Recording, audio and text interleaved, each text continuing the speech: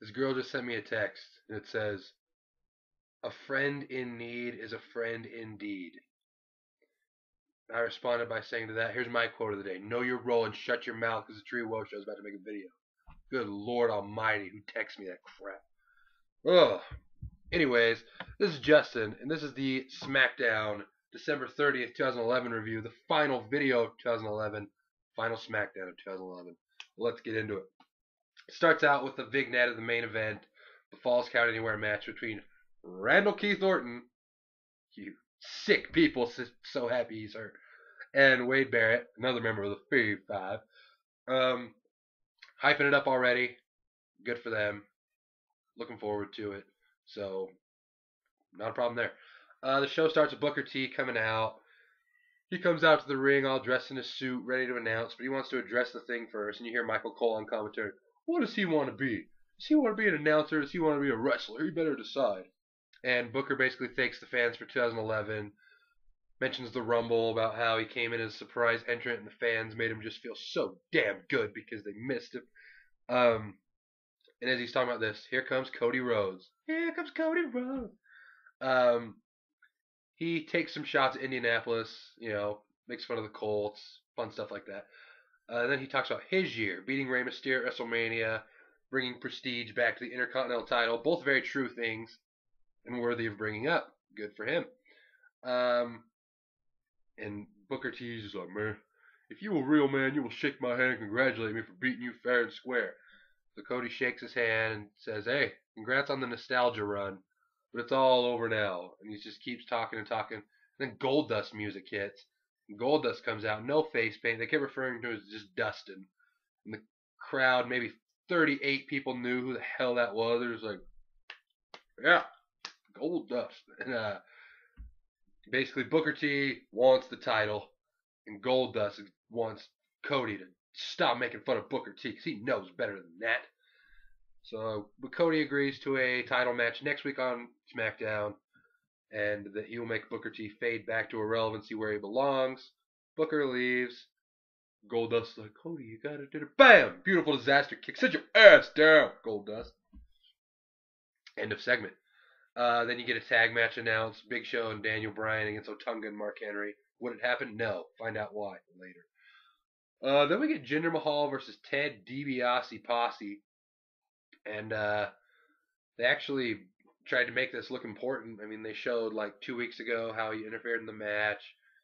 And they didn't act like it was just another match. So that was cool, I guess. And surprisingly, Jinder Mahal got the win. He made Ted DiBiase tap out the camel clutch.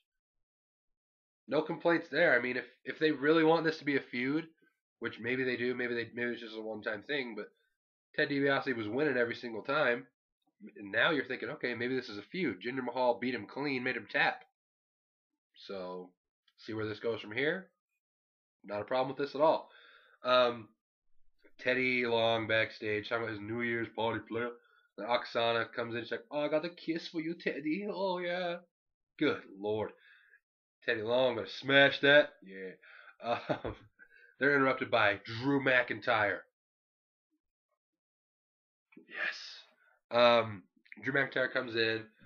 He's like, what do you want to see me for, Teddy? And Teddy Long says he re-signed him to SmackDown, but he was making way too much money, and he doesn't want to pay someone that's not as into it as he used to be. So he says that if he doesn't win his match tonight, then he is going to consider releasing him. So, will that happen? I don't know. Then that's the end of that segment. Good to see Drew back. And then we get a Divas Tag Team match, Alicia Fox and Caitlyn. Man, I'm glad she didn't turn heel or anything. Those people that were there live that saw her turn heel have just got to be loving this even more than I am. I think it's hilarious. Against Natalya and Tamina Snuka. Long story short, Alicia Fox hits Natalya with a scissors kick, gets the pin. Booker T, look at the height and elevation. And then after the match, Tamina gets pissed at Natalya, hits with the super kick and the superfly splash. Yeah, man. So I don't really know what happened to this whole Divas of Doom angle. Natalya's getting the ass whooped weekly now. Whatever. Yeah, Daniel Bryan and AJ backstage talking about nonsense. And then Big Show comes up and is like, hey, I didn't need saving. Why do I always do the Mark Henry voice with Big Show? God damn it. Sorry. Big Show, Big Show said he needs saving. But then Teddy Long's like, hey, there's no tag match, players. But David Otunga wants a return match. But he's going to have Mark Henry in his corner. And Daniel Bryan's like, looks like Giants do need saving. See ya. God damn you. Yeah. So, then we get Justin Gabriel versus Hunico with Hunico's new buddy, Camacho. And it's Hunico just, WWE is getting more racist and racist. He comes out on a lowrider bike, wife beater, bandana. I mean, come on now. With Camacho. But Hunico ends up winning this match. And then they did do a pretty cool move after. He had Justin Gabriel set him up. Throws him on up. And then they do like a neck breaker combined slam. I don't know what it was. It looked cool. That's the end of that. And they said that look forward to 2012 because they are coming for the belts. They didn't say that. And then we get Big Show versus David Otunga with Mark Henry in his corner. Midway through the match, well, I guess more towards the end of the match, little Daniel Bryan comes just running through the crowd, hits Mark Henry with the title. He's like, come here, buddy. Come here, buddy. Come on. You want this title? Follow me to the back. Mark Henry goes to the back. The Big Show was weapon of mass destruction, knockout punch on David Otunga. Sit down. 1, 2, 3. Big Show wins, as was to be expected.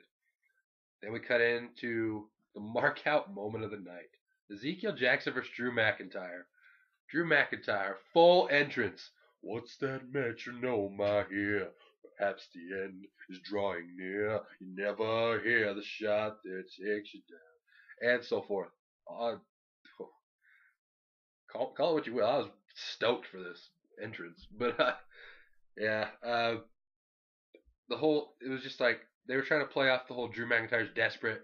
So he was trying to cheat the whole time. And he tried to pin him with his legs up on the ropes. And the ref caught him. He was like, no, you can't, no.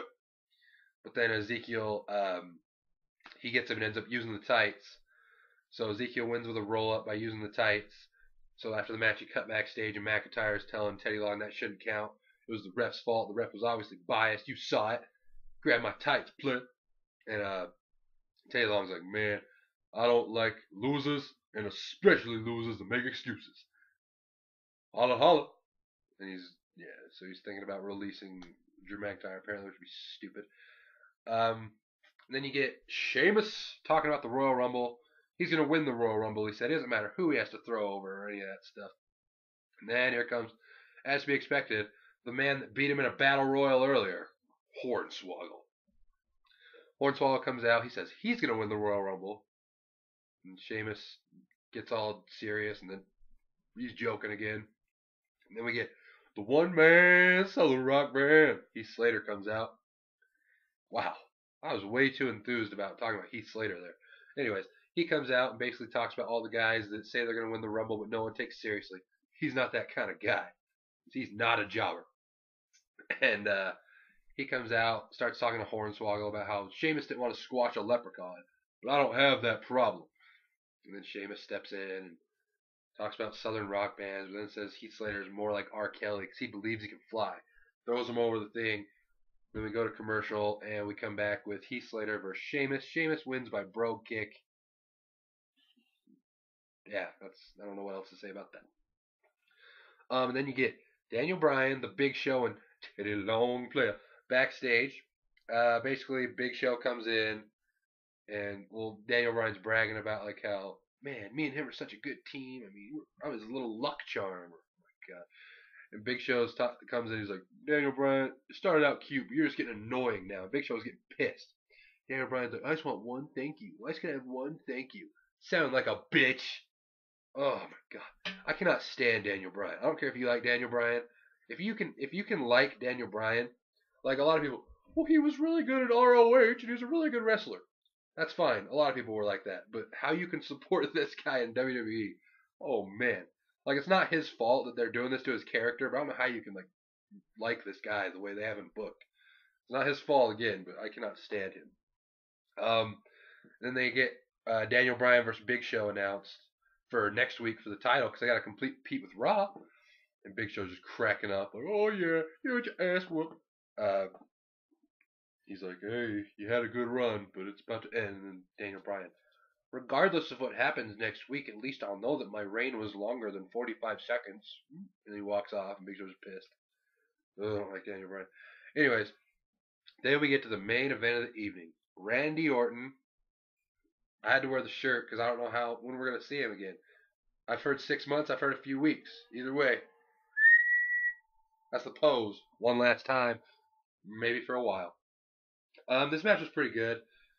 Apparently, Orton hurt his back before. Like, he didn't get hurt in this match. It was already there. So you kind of tell. This is a man's ringtone. Listen to this.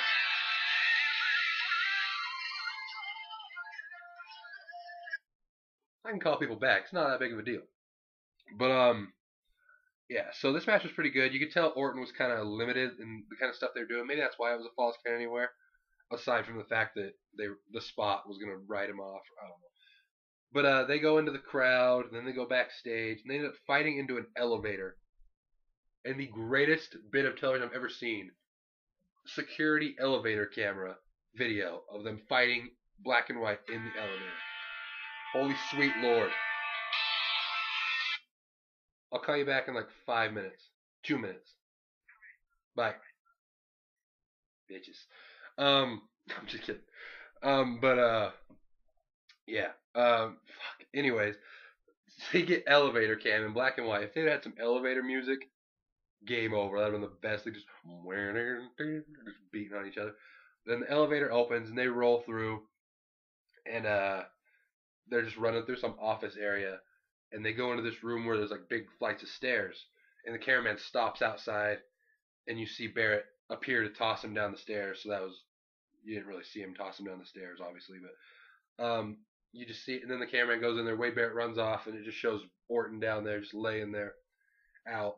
So it wasn't really a match, but Barrett wins by knockout. If you're playing backstage brawl on WWE 12, and then the show just ends with Orton just laying there.